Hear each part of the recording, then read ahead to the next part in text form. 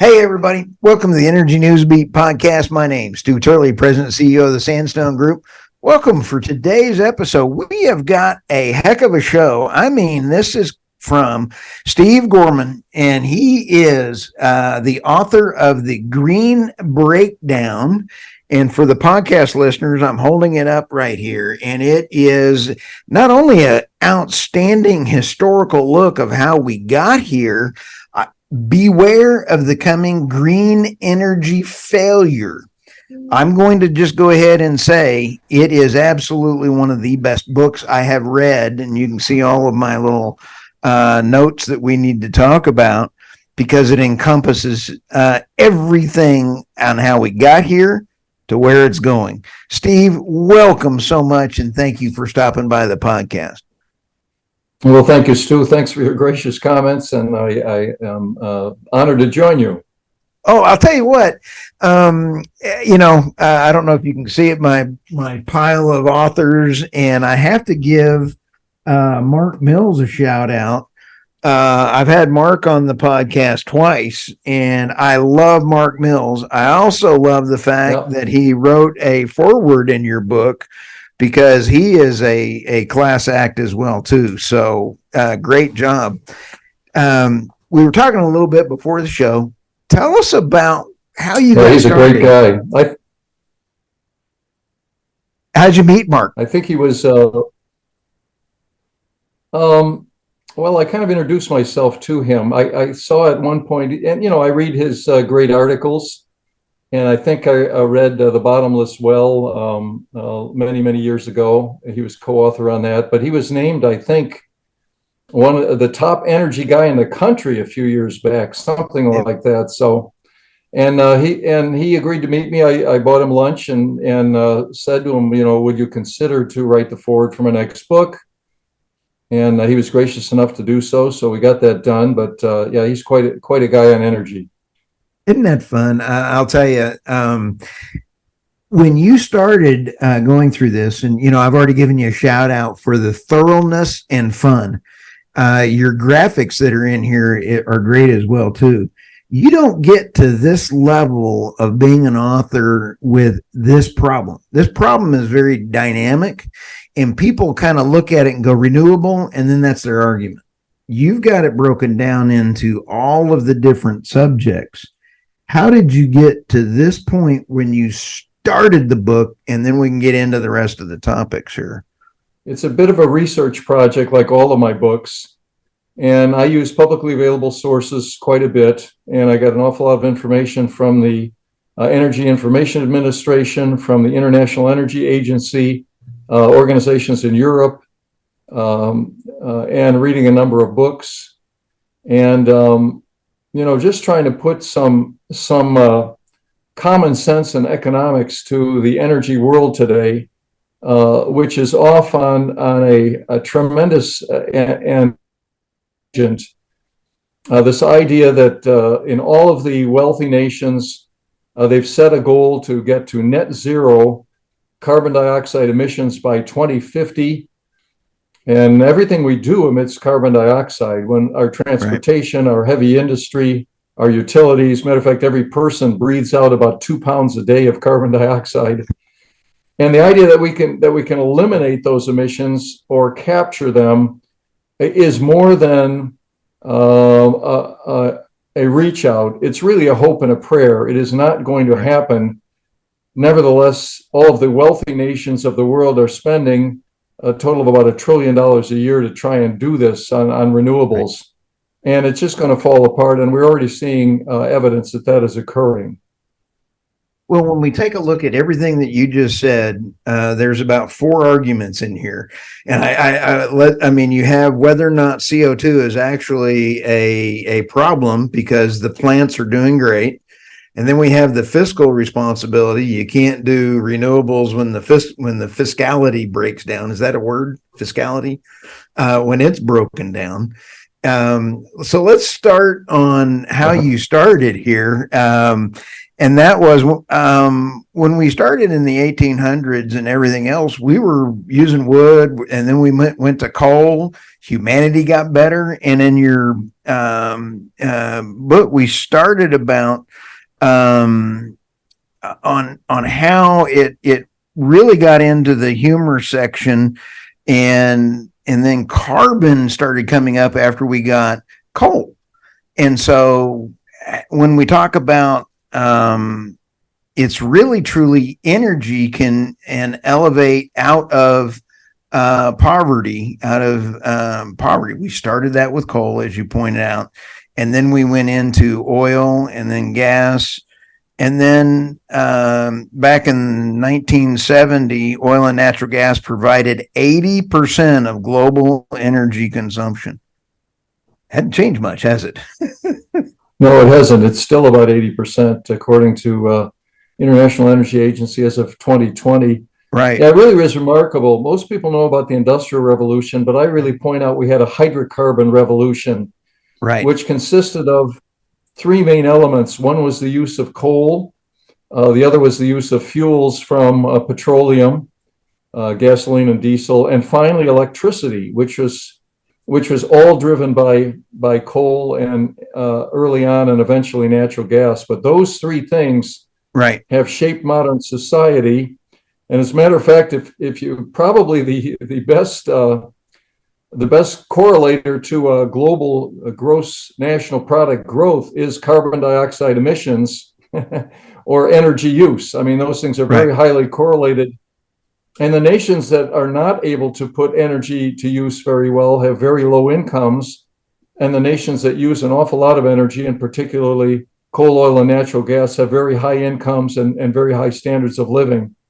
Wow. So it has been a foundation of our societal growth over the last 100 years. But now, because of fears of man-made global warming, the world is trying to change all that. At least many of our leaders are in the wealthy nations. And really a path that's going to hurt society and the wrong way to go. Well, I visited with Gregory Wrightstone a couple of times over at the CO2 Coalition, and I just had two podcasts with Dr. Patrick Moore from founder of Greenpeace. Oh. I really love that argument that you just brought up, that CO2 is not necessarily a bad thing. In fact, we're doing quite well with CO2. Yeah, I do point out, I do one chapter on climate change, and I think I'm trying to remember the quote I used, but who said that?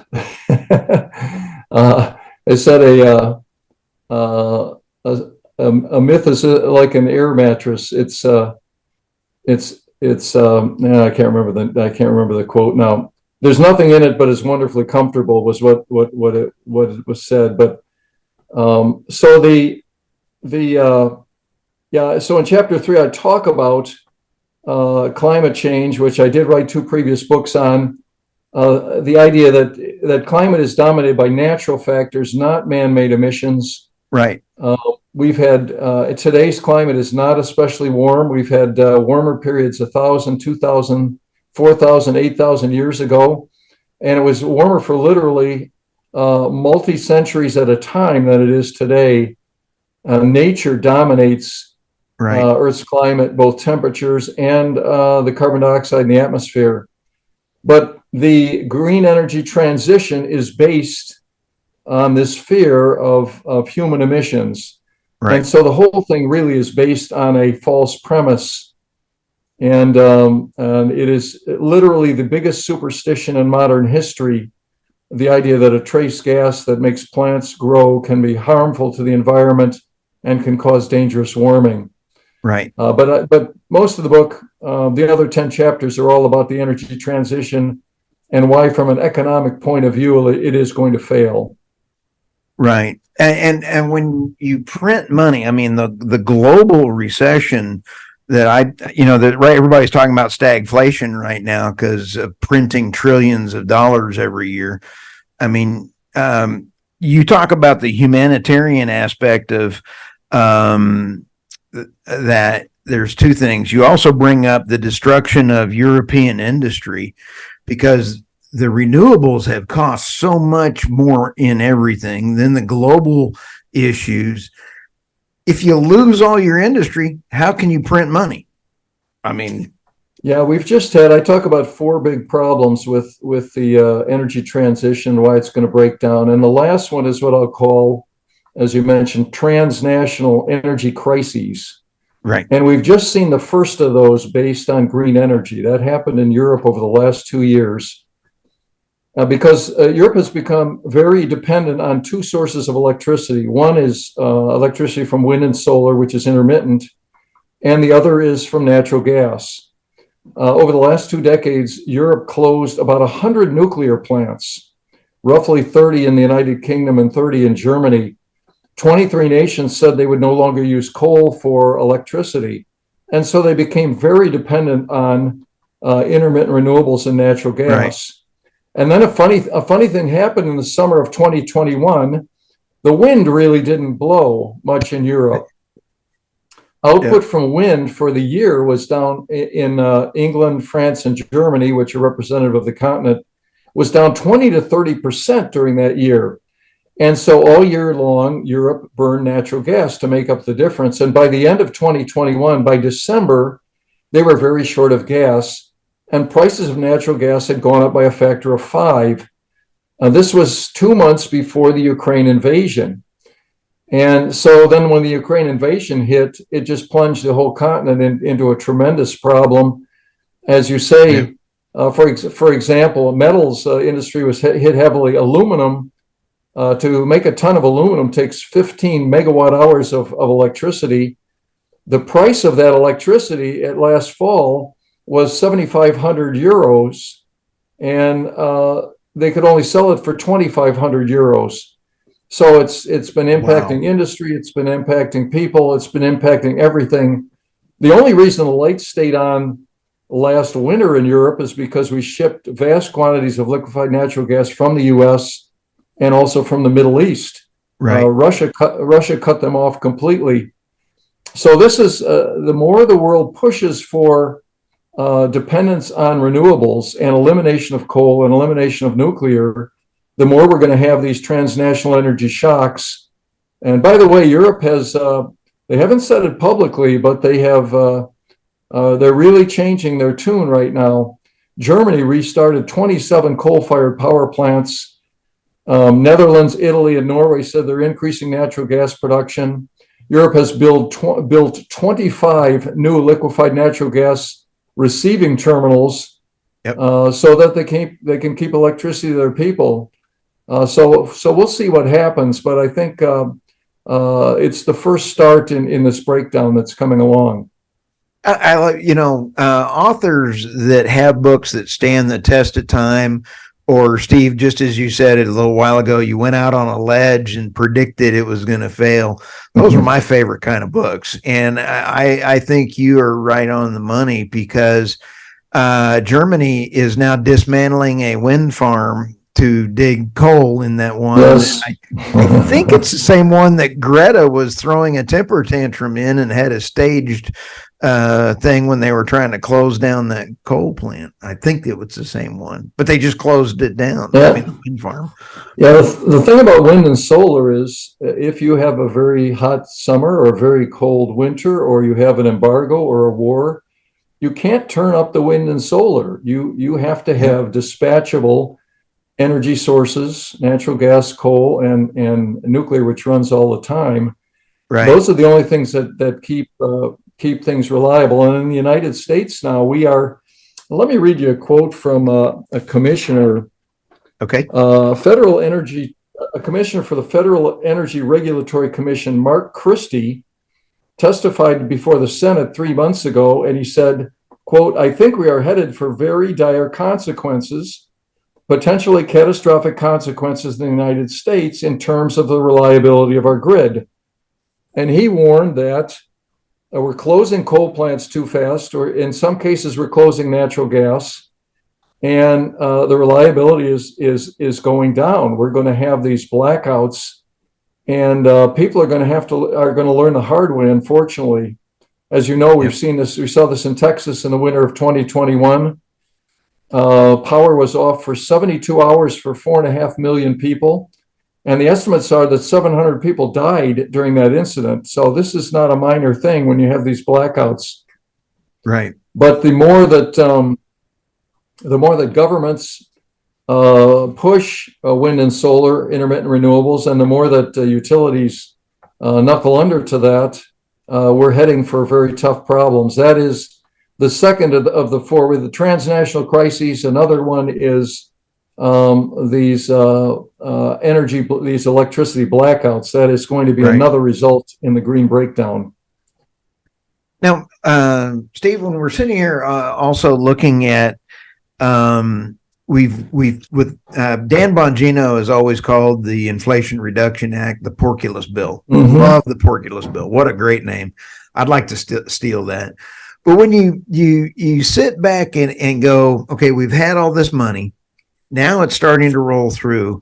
There's over 24,000 energy projects waiting to be approved through regulatory issues.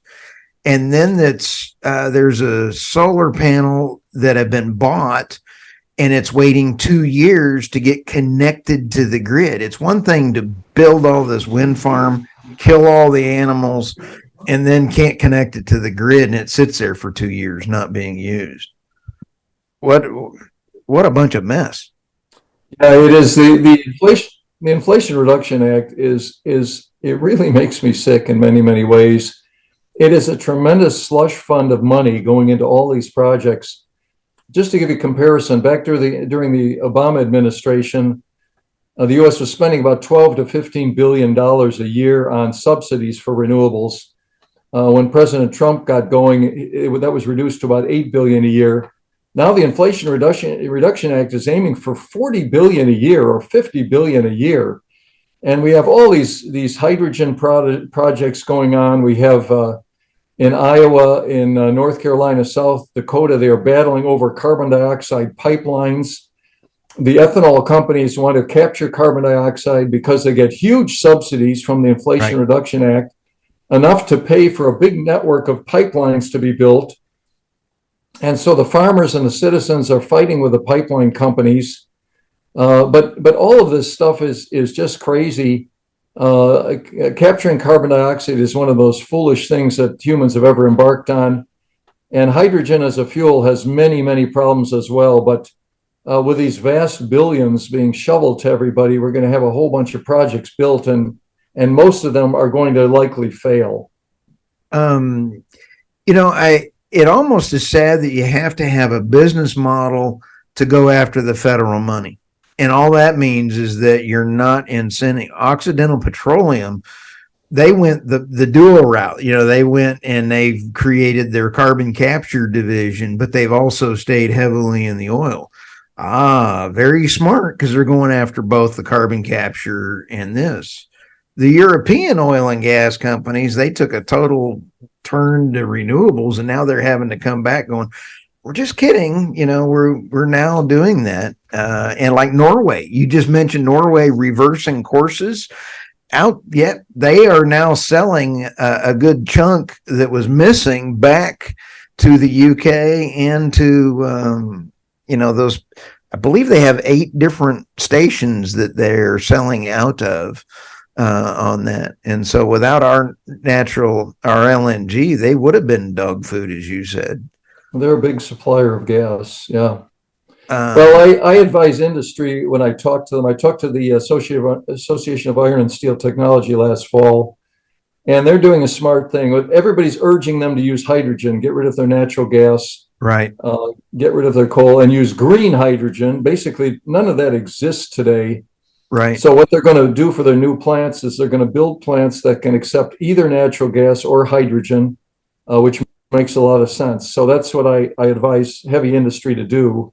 Right. But there are, this idea of using hydrogen, again, many big problems with that. It's very, very expensive, particularly green hydrogen. From natural gas, it's fairly cheap, actually. It's about $1 a kilogram to get hydrogen if you make it from coal or natural gas. But it's $5 a kilogram if it's comes from electrolysis. I heard the other day, maybe you could confirm or not. I don't think the rules for hydrogen have been set yet as far as the Inflation Reduction Act, the size of the subsidy, but they were talking something like $3 a kilogram of a tax credit. I heard, I'm thinking the market price is $1 a kilogram. You're going to give somebody $3 a kilogram as a tax credit to produce green hydrogen? I mean, that's three times the market price. Unbelievable. And as a matter of fact, for the wind farms in offshore, which are killing the whales, they are 40% with a 10% kicker if they perform certain things for their subsidies and kickbacks. The Inflation Reduction Act is horrific. Yep. And the worst part is the consumers are going to get it in the drive-through, and then inflation goes through. Everybody pays for it. But let's jump back to hydrogen. I actually like hydrogen as a theory, but water, doesn't it take so much water that we're also in a water shortage through all these places, and just the osmosis coming through all those filters, the water it takes. Now the rainbow of hydrogen, gray, green, purple. Right. Yeah, I mean, so green is natural, or blue is natural gas, right? Green is, I think so. Green is electrolysis. Some of them are even, they're hoping to get some from under the earth. I think maybe there may be some stores of it under there. Yeah, if you produce it with natural gas, it wouldn't be that expensive. The problem is it's not green anymore, right? And so so they're all arguing about who can build what. But again, hydrogen is, compared to natural gas, it's more expensive. It requires a lot more either liquefaction, compression, very low temperatures to transport. It also injures. There's a thing called hydrogen embrittlement. It injures pipelines. Hydrogen atoms are very reactive with metal and other sorts of things. It also escapes out of valves because it's a very tiny molecule. There's just all sorts of, I could give you many, many examples. There was recently a train in Germany that was going to use hydrogen, green hydrogen, and now they just switched over to electric. There were buses in Vancouver during the last Olympics that were running hydrogen, but they had to truck it in from the East Coast, and just ridiculously expensive. So again, if these things could compete, that's fine. California for many years has promoted hydrogen vehicles, but I think they have like 36 stations. That's all they have in the state now. It's very, very low. So all these things sound good until you actually try and get through the economics. And then if the government subsidies are reduced, they're not going to be around anymore. What's funny is I have challenged everybody that has any that ever listens to this. The wind farms that for green, as they come around, everybody says they're carbon net zero. No, they become carbon net zero around 10 years, supposedly. And that's where everybody says their calculations. They're supposed to last 30 years. So when I've been backing into all these kind of numbers, carbon net zero is never obtained because when you come back, I'm starting to go back through. Those things are no longer fiscally even capable of sustaining anything till 8 years. And that's even shorter if you take away the tax incentives and everything else. And so we're talking, they are never a long-term solution that's carbon net zero. It's a fallacy. And nobody has given me any numbers to tell me I'm wrong. There are many, many examples of that in the Green Revolution, and I point that out in the book, as you know.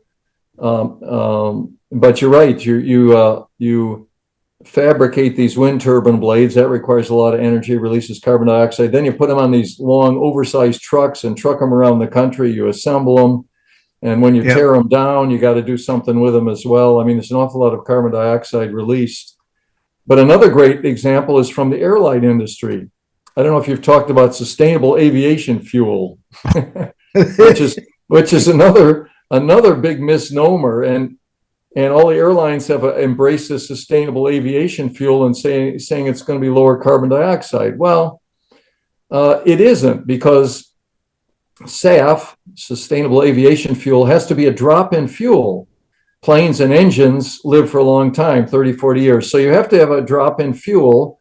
And so it has to have the same energy density and flash point and Right. all the viscosity and all of the parameters that's in regular jet fuel. And so when you burn regular jet fuel, you emit 3 kilograms of carbon dioxide for every kilogram of fuel. And if you burn SAF, you emit 3 kilograms of carbon dioxide for every kilogram of fuel. So where's the energy savings? Well, they say, I call it life cycle hocus pocus.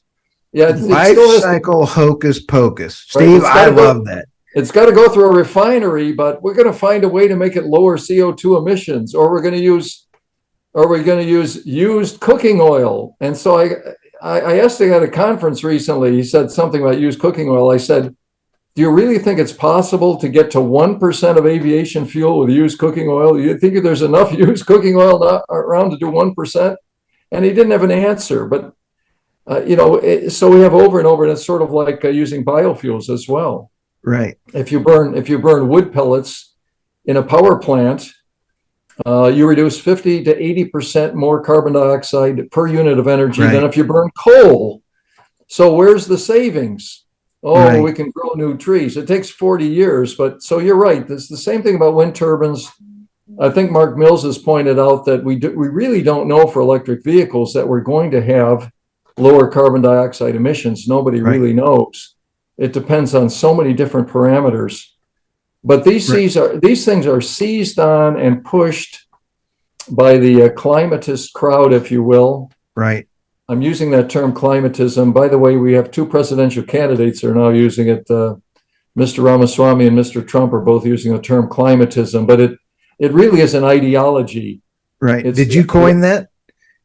Well, I think I got it from some outfit in Spain. I saw it, but it was the title of my first book, Climatism, and then the second book was The Mad World of Climatism. Oh, how fun! But I have no copyright on the word, so I've talked to Gregory Wrightstone about using it. I've talked to James Taylor at the Heartland Institute. I'm trying to get everybody to use it. Right. The climate crowd is very good with labels, right? Green this and clean energy this and.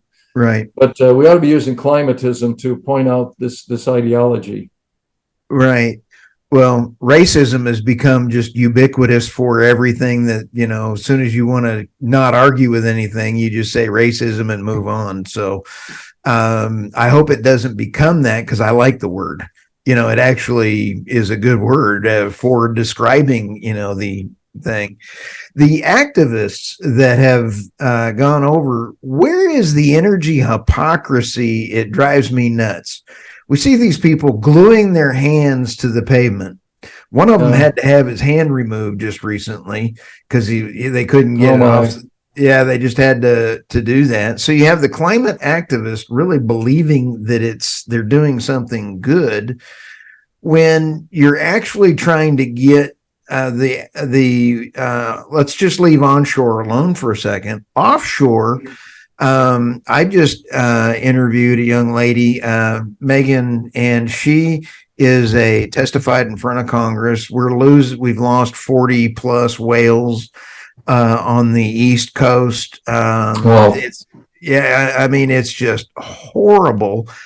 And it's when they do their sonars, it blows their ears out. They hit a ship. The whales are so important that it's killing all this marine life. Where is the hypocrisy that these green or environmentalists are turning a blind eye to all the eagles and everything dying on these things? That makes sense. I think the probabilities are large that we're interfering with the whales. It is also true that we kill at least 1 million birds a year in the United States and many, many bats. All of these things have environmental problems. By the way, those wind turbines on the East Coast, I don't know, they're building them from Virginia up to Maine, and this isn't like Europe. We get big storms on the East Coast. We get a big hurricane come through, and it's going to destroy those things. Right. Now wind turbines can they can feather their blades and they can turn into the wind to prevent damage. The problem is if you get close to the center, the eye of a hurricane, the wind changes so erratically and so powerfully in different directions that the wind turbines will not be able to yaw quick enough. And so they're going to get ripped up. And who's going to pay for these? The ratepayers in Virginia and New Jersey. And I mean, we've had a history of hurricanes over the last, we had a big hurricane of Category 3 that hit Long Island in 1821, long before any emissions of carbon dioxide. So this is just a bad policy for people. It's not going to have effect on global temperatures, and it is going to have some big issues. You know, you were talking about environmental too. Can I march off in another direction about absolutely electric cars? So, oh yeah, let's rumble. You know, they all say that we reduce carbon dioxide with electric vehicles, maybe or maybe not. But the problem is that people don't see the environmental damage from EVs. Right. The International Energy Agency has pointed out that the average electric vehicle uses 6 times the special metals of a gasoline car. Right. And where do these metals come from? Well, first, they're mined usually in developing nations, with the exception of Australia. There's a lot there, but South America, Africa. And then most of these, and by the way, we're talking about lithium and cobalt and nickel and some others, copper. And then they're sent to China to be refined.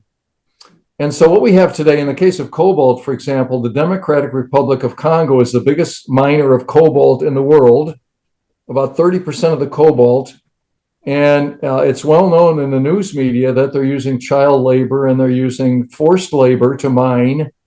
And so then they send the ore off to China, where it is refined, and they have big areas that have been polluted in China. They have one called Rare Earth Lake, which is literally square miles of polluted area. And then once they refine the cobalt, they ship it to the United States in the form of batteries so that everybody can drive their Tesla. So the Tesla folks don't see any of this going on, right? But it is having tremendous social and environmental impact. But boy, it sure saves on carbon dioxide, or maybe it doesn't. I'll tell you what makes me airsick, Steve, is the fact that the kids, and think about how many people around the world, they're working for $1 a day, you know, whatever the number is, $2 a day, and if that, and they're losing their lives, they're lost their childhoods. So Ronald Stein also said, he can't buy an EV just because of the children abuse, of the child abuse that is going on. Where's the hypocrisy that you drive your EV, but you're not putting an affront to where that battery, how many tons of material does it take per EV battery? I mean, well, that is a shame. And then you have the issues with the waste at the end. We have a situation right now.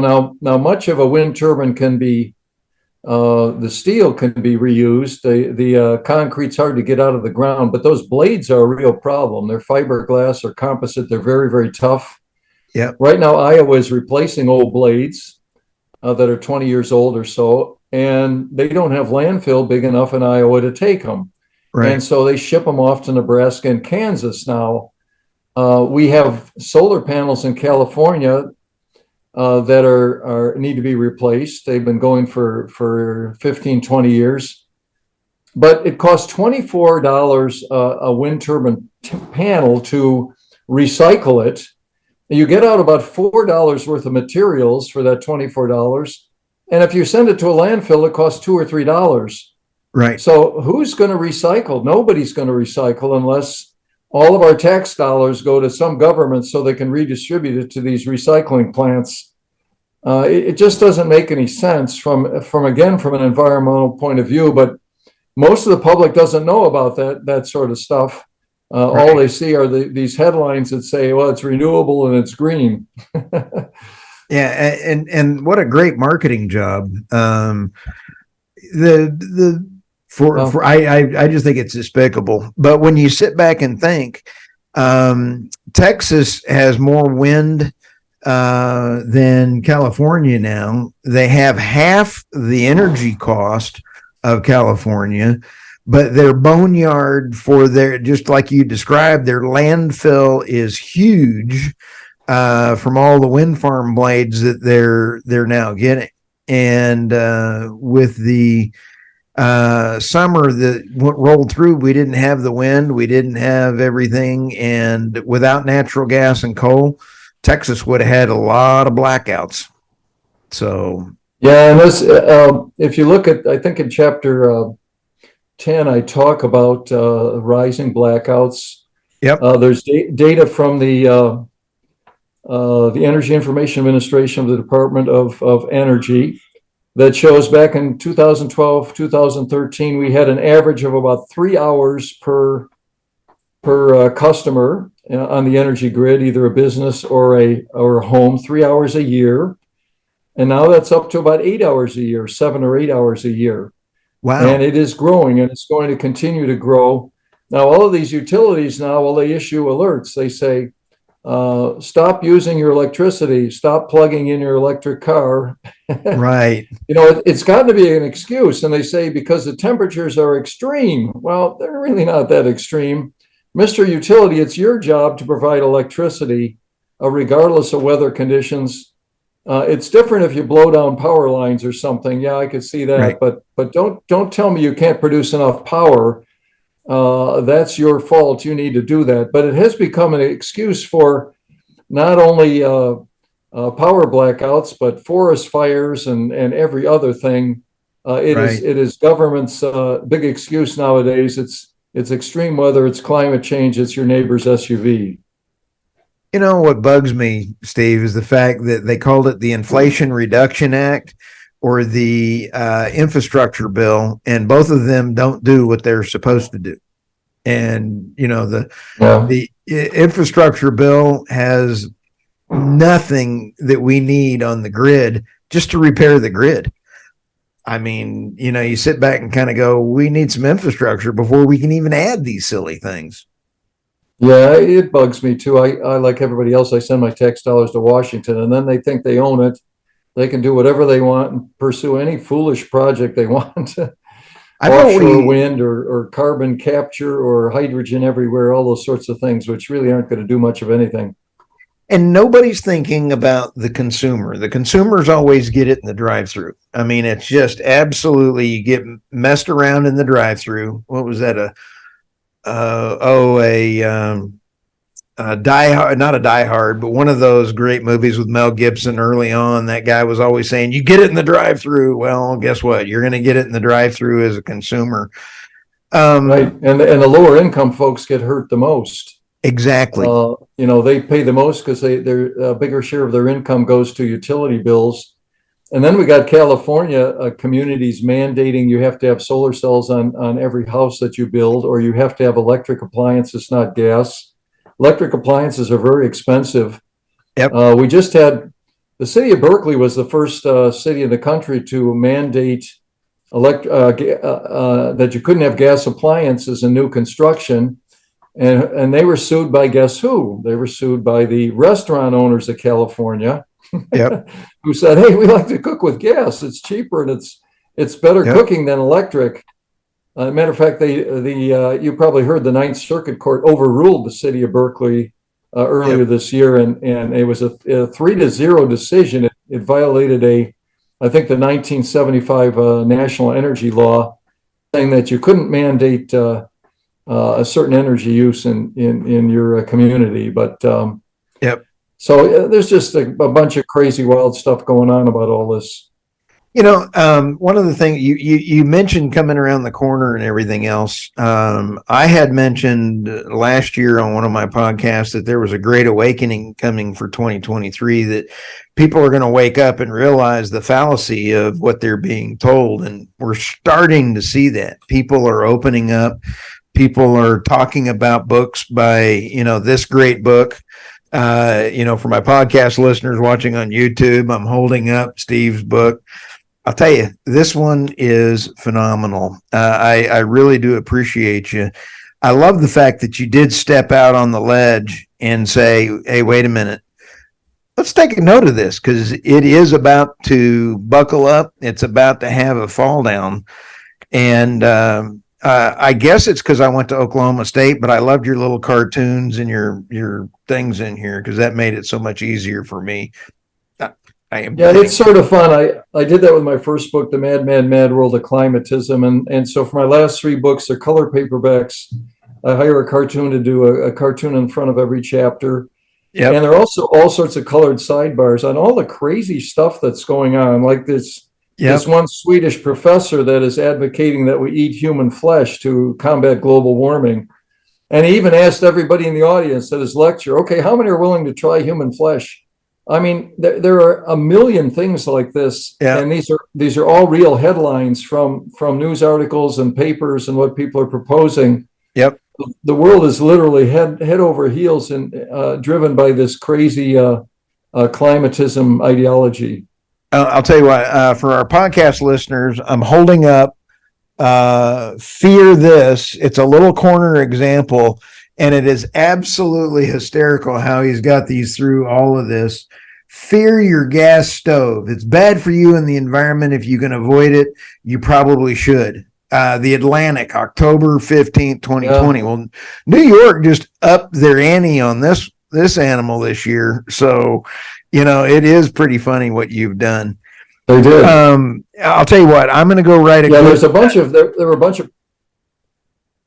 Go ahead.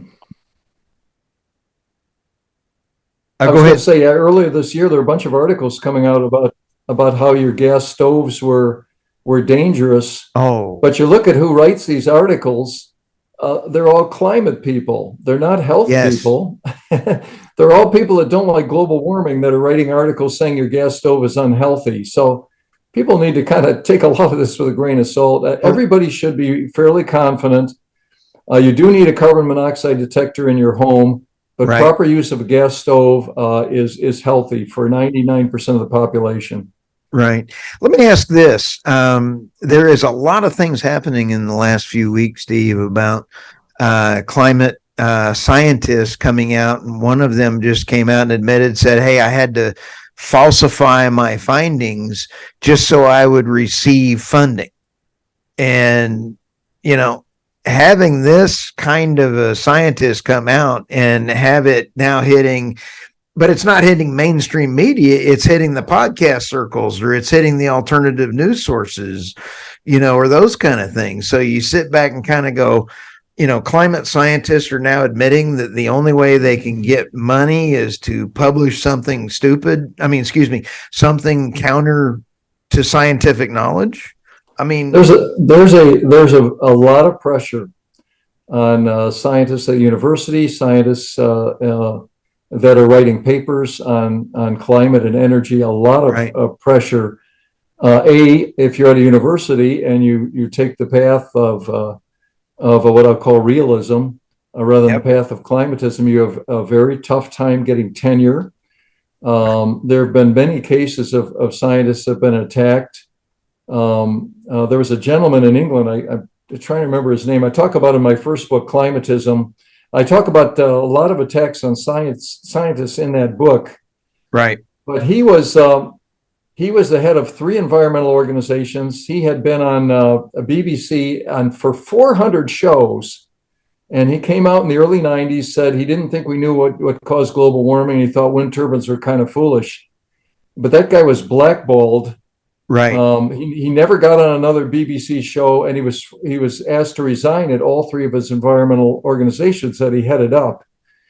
So there's a lot of pressure on people to toe the line so they can get published. And you find out that most of the people that oppose the theory of man-made warming and some of these policies either already have their tenure, or they're retired from a university, or they've left NASA, like Roy Spencer, who's a bit of an advisor of mine.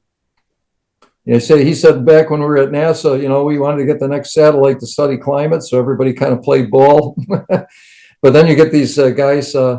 Harrison Schmidt wrote the foreword for my second book, The Mad, Mad, Mad World of Climatism. Right. And he was one of the last 2 guys to walk on the moon. He's a climate skeptic. You find there are a lot of people that think we're going the wrong direction on much of this. I'm going to have to go get your book, The Mad, Mad, Mad World of Climatism.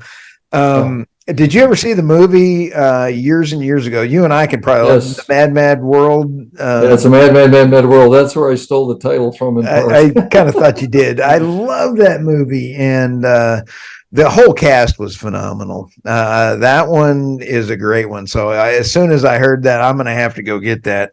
Yeah, but well, that's filled with fun cartoons and a whole bunch of sarcastic sidebars about what's going on with climate. I mean, there's two different articles. One says that animals are shrinking because of the climate. Another one says animals are getting bigger, from two different papers.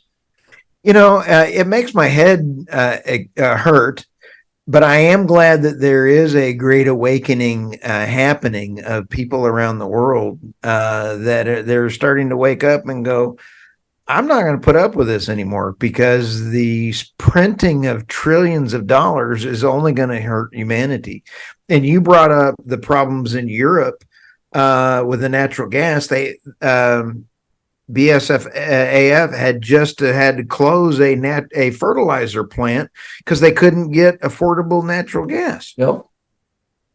Many fertilizer plants have been closed.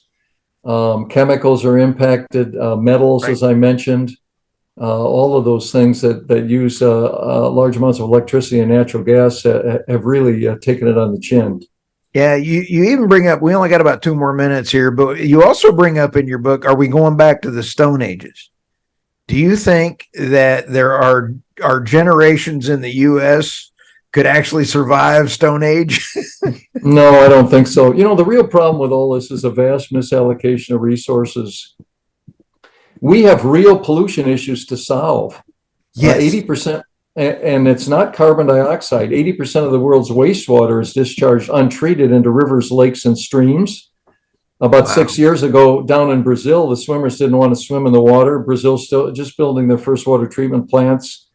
We have issues with plastics in the ocean that are somewhat overstated, but there's about 100 million tons of plastic in the ocean in small particles, and it goes up about 10 million a year. We need biodegradable plastics. There are real problems to solve.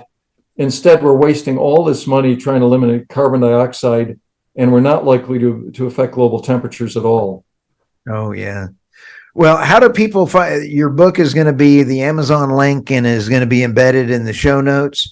And tell us what's coming around the corner next for you. Yeah, it's on Amazon. They can get ebooks as well. And it's also, they can get it from my website, Steve Gorham, GOREHAM.com. I'll send them a signed copy. And for me now, it's just promoting the book and then professionally speaking to industry and transportation, energy, a lot of different firms that I go talk to. Well, I'll tell you what, thank you again for stopping by the Energy Newsbeat. And if I can help get the word out on anything for you, just let me know. Thank you, Stu. My pleasure. Hey, thanks.